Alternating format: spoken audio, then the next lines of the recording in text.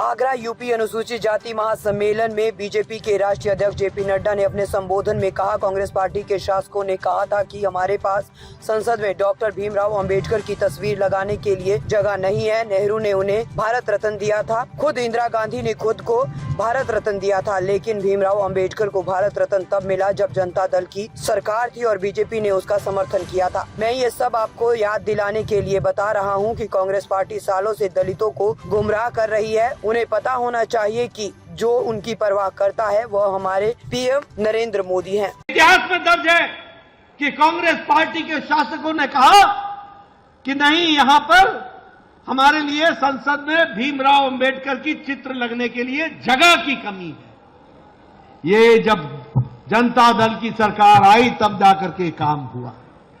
यही नहीं, मरणोपरांत भीमराव अंबेडकर जी को भारत रत्न भी नहीं दिया गया। नेहरू जी ने अपने आप को खुद को भारत रत्न दे दिया, इंदिरा गांधी जी ने खुद को भारत रत्न ले लिया, खुद ही अपनी कुर्सी पर रह करके अपने लिए भारत रत्न लेते रहे, लेकिन भीमराव अंबेडकर को भारत रत्न नहीं दिया। भीमराव अंबेडकर को भारत रत्न तब मिला जब जनता दल की सरकार थी और भारतीय जनता पार्टी का समर्थन था, तब जाकर के उनको भारत रत्न मिला।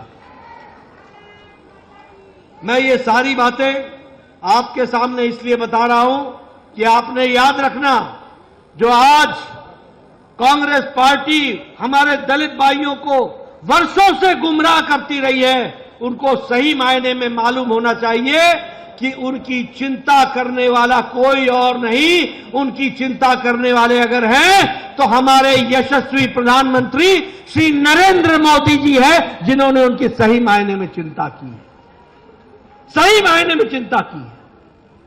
और जब मैं उनकी चिंता की दृष्टि से बात करता हूं तो आपको बताना चाहता हूं कि आज केंद्र सरकार में 12 हमारे दलित भाई मंत्री हैं, 12 मंत्री हैं। कभी इतने मंत्री नहीं रहे मंत्रिमंडल में। जब हमारी सरकार थी, अटल जी की सरकार, तो पहली बार लोकसभा का अध्यक्ष जीसी बाल योगी दलित, वो पहली बार अगर अध्यक्ष और स्पीकर बने तो वो अटल जी की सरकार में बने। ये हमको ध्यान में रखना चाहिए। हमें ध्यान में रखना चाहिए कि भारत के राष्ट्रपति श्री रामनाथ कोविंद जी तब बने जब भारत के यशस्वी प्रधानमंत्री नरेंद्र मोदी जी देश के प्रधानमंत्री बने, प्रधान सेवक बने, तब जाकर के हुआ।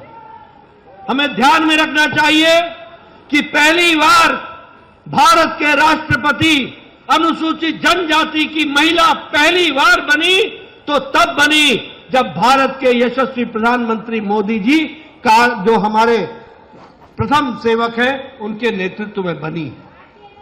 और मैं ये भी बताना चाहूंगा कि हम लोगों ने चिंता की, मोदी जी ने चिंता की कि हम सिर्फ नारों में विश्वास नहीं करते हैं, हम सही मायने में दलितों की तस्वीर और तकदीर बदले, इसकी चिंता करते हैं।